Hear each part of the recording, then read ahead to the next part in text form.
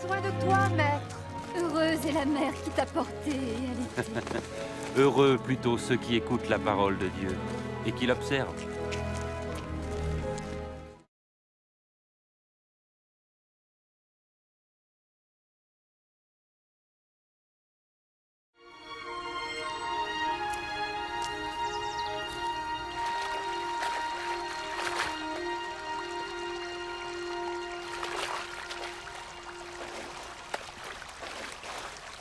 Apprends-nous à prier, comme Jean l'a appris à ses disciples. Quand vous priez, dites « Notre Père qui es aux cieux, que ton nom soit sanctifié, que ton règne vienne, que ta volonté soit faite sur la terre comme au ciel. Donne-nous chaque jour notre pain quotidien. Pardonne-nous nos offenses, comme nous pardonnons aussi à ceux qui nous ont offensés. Protège-nous contre la tentation et délivre-nous du mal. »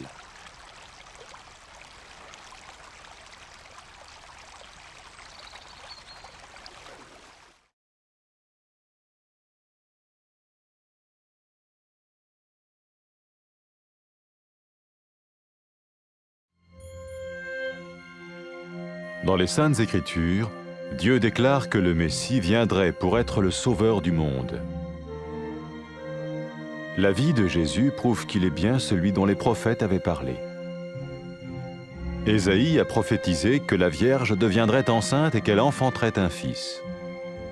Des siècles plus tard, la naissance de Jésus accomplissait cette prophétie.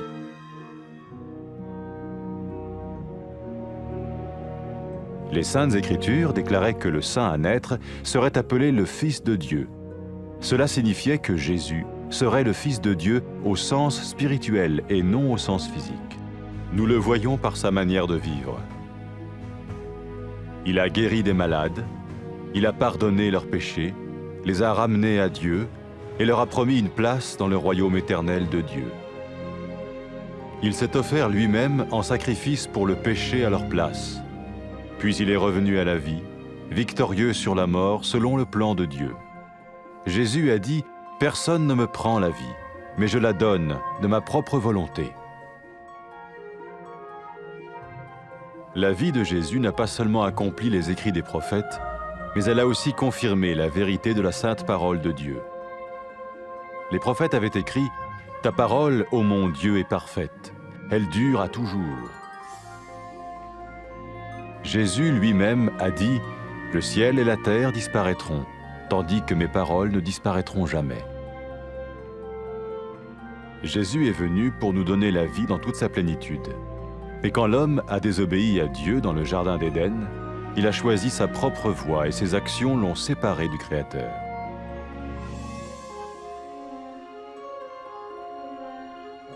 Les Saintes Écritures déclarent que tous ont péché et que le salaire que paye le péché, c'est la mort. Il s'agit de la mort spirituelle, éternelle séparation d'avec Dieu. Mais tout comme Dieu a donné un bélier pour qu'il meure à la place du fils d'Abraham, ainsi il a envoyé Jésus, le Messie, mourir à notre place. Sa vie, sa mort et sa résurrection restaurent la relation entre Dieu et tous ceux qui mettent leur confiance en lui. Maintenant, non seulement Jésus pardonne les péchés de ceux qui le suivent, mais il les sauve aussi du jugement éternel de Dieu. Ils sont sûrs d'aller au paradis et de vivre avec lui pour toujours. C'est cette vie et cette liberté de la culpabilité et du pouvoir du péché que Jésus offre à chacun aujourd'hui. Cela ne veut pas dire suivre une religion, mais choisir d'avoir foi en Jésus qui dit « Je me tiens à la porte et je frappe. Si quelqu'un entend ma voix et ouvre la porte, j'entrerai chez lui. »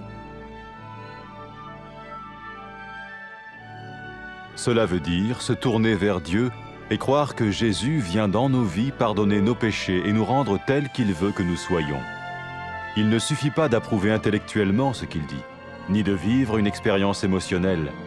Nous le recevons par grâce, au moyen de la foi, par un acte de notre volonté. Lorsque quelqu'un est prêt à suivre Jésus le Messie, il peut lui parler par une simple prière.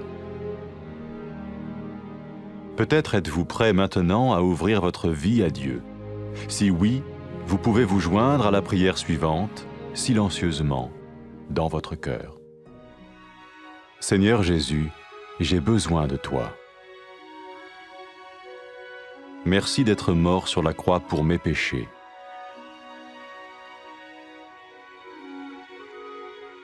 Je confesse mes péchés et je m'en repens.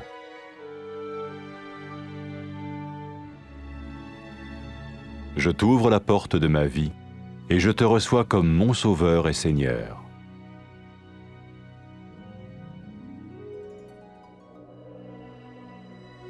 Merci de me pardonner mes péchés et de me donner la vie éternelle.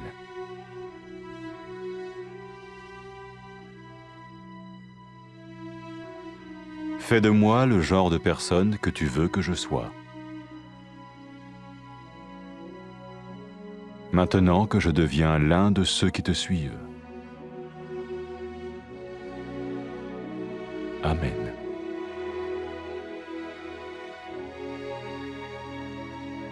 Jésus a dit à propos de ses disciples, « Mes brebis écoutent ma voix, je les connais et elles me suivent. » Pour expérimenter la vie en abondance promise par Jésus, ceux qui le suivent parlent à Dieu chaque jour dans la prière et lisent ou écoutent sa parole. Ils parlent de lui à d'autres personnes et rencontrent régulièrement ceux qui l'aiment et le suivent. N'oubliez pas sa merveilleuse promesse. Tout pouvoir m'a été donné dans le ciel et sur la terre. Et sachez-le, je vais être avec vous tous les jours, jusqu'à la fin du monde.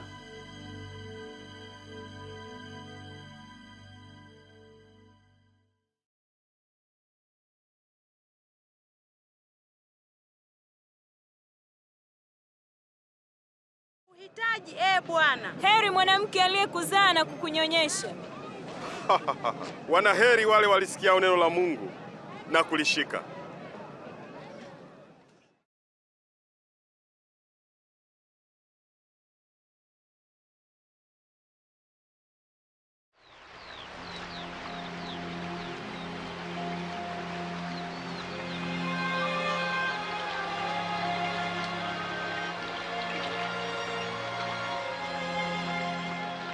Tufundishe kusali kama Yohana alivyowafundisha wanafunzi wake. Msalipo semeni hivi: Baba yetu uliye mbinguni, jina lako litukuzwe. Ufalme wako uje, mapenzi yako yatimizwe hapa duniani kama huko mbinguni. Utupe siku kwa siku riziki yetu. Utusamehe dhambi zetu, kwa kuwa sisi nasi tunawasamehe wote waliotukosea. Usitutie majaribuni, bali utuokoe na yule mwovu.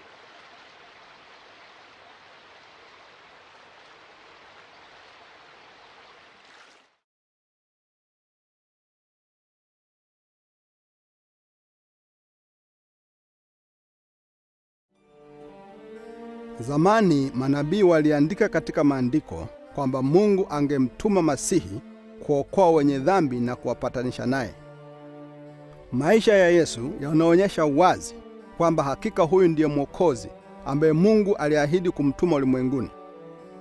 Nabii Isaya aliandika, bikira atachukua mimba na kuzaa mtoto mwanaume, na hivyo ikatokea. Mungu kwa uweza wake alisababisha Maria angali bado bikira kupata mimba na kuzaa mtoto Yesu. Imeandikwa katika maandiko, muujiza wa kuzaliwa kwake ulikuwa ni ishara ya Mungu kwamba mtoto huyu alikuwa ni Masihi ambaye Mungu alimuita mwanaye.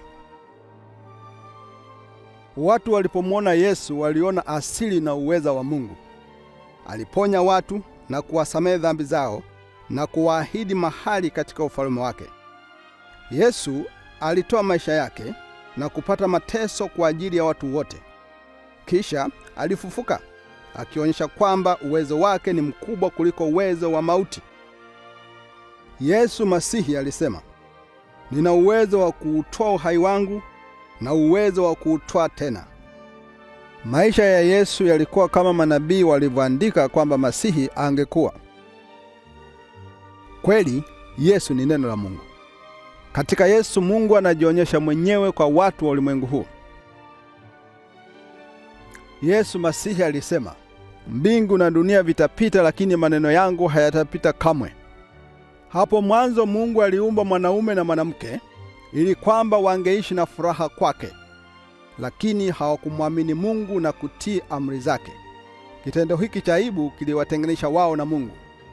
Katika maandiko imeandikwa, wote wamefanya dhambi na mshahara wa dhambi ni mauti.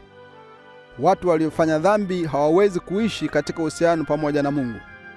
Kama Mungu alivyomtoa kondoo kufa badala ya mtoto wa Abrahamu, hivyo Mungu alimtuma Yesu ili afe badala ya uzao wa Adamu. Alifanya hivi ili wale wote ambao wanamwamini na kuweka imani yao katika Bwana Yesu waweze kwenda katika uwepo wake. Petro alisema, Yesu ni yule ambaye manabii walitabiri, wakisema kwamba Mungu atasamehe dhambi za kila mtu atakayemwamini. Kwa hiyo wale wamfuatao Yesu wataepuka hukumu na wataishi na Mungu milele. Wakati Yesu amefufuka kutoka wafu, alisema kwa wamfuatao, watu watatangaza katika jina langu kwa mataifa yote kwamba Mungu anasamehe dhambi kwa wale wanaomgeukia na kutubu. Yesu alisema pia angetuma Roho Mtakatifu kwa wanafunzi wake ili kuwaonyesha kweli na kuwapa uwezo wa kufuata njia ya Mungu. Wakati mwanamke mwenye dhambi alipotubu dhambi zake na kuanza kumfuata, Yesu alisema kwake, umesamehewa dhambi zako, umeokolewa kwa sababu umeniamini. Yesu alisema watu wanapompenda Mungu kweli ni ushahidi kwamba Mungu amewasamehe dhambi zao. Yesu Masihi aliwaita watu wamfuate. Wakati mhalifu pale msalabani alimwamini Yesu na kuomba kuokolewa, Yesu alisema, leo hii utakuwa nami peponi. Wale ambao wanaamua kumfuata Yesu wanaweza kuanza uhusiano wao naye kwa kutumia sala kama hii: Mungu Baba, wewe ni mwenye haki. Nakushukuru kwamba unanipenda. Najuta kwamba nimetenda dhambi na kutotii amri zako. Nashukuru kwamba ulimtuma Yesu kufa msalabani kwa niaba yangu na kwamba akafufuka toka kwa wafu. Nakushukuru kwamba aliumia kwa adhabu ya dhambi nilizozifanya. Ninakupokea Yesu kama Bwana na Mwokozi wangu. Nakushukuru kwamba umenisamehe dhambi zangu na umefungua njia kwa ajili yangu kuwa nawe daima. Na kuomba unipe Roho Mtakatifu wako awe nami na kunionyesha njia yako. Anipe uwezo ili nikupende wewe kwa moyo wangu wote na kuishi maisha na kupendeza, na watu waweze kukusifu wewe popote ulimwenguni. Amen. Yesu alisema kuhusu wamfuatao, kondoo wangu waisikia sauti yangu, nami nawajua, nao wanifuata. Wamfuatao Yesu kutana pamoja, wanazungumza naye kila siku, wanajifunza neno lake katika maandiko, wanatafuta kufuata mfano wake, na wanaambia wengine kuhusu yeye. Yesu huwasaidia wao na kuwatia nguvu kupitia uwezo wa Roho wa Mungu ambaye anaishi ndani ya mioyo yao. Wanaweka mioyoni mwao yale Yesu aliyosema wakati akipanda juu kwenye kiti chake cha enzi mbinguni. Mungu amenipa mamlaka yote mbinguni na duniani. Kuwa na hakika na hili: nami nipo pamoja nanyi daima hata mwisho wa ulimwengu.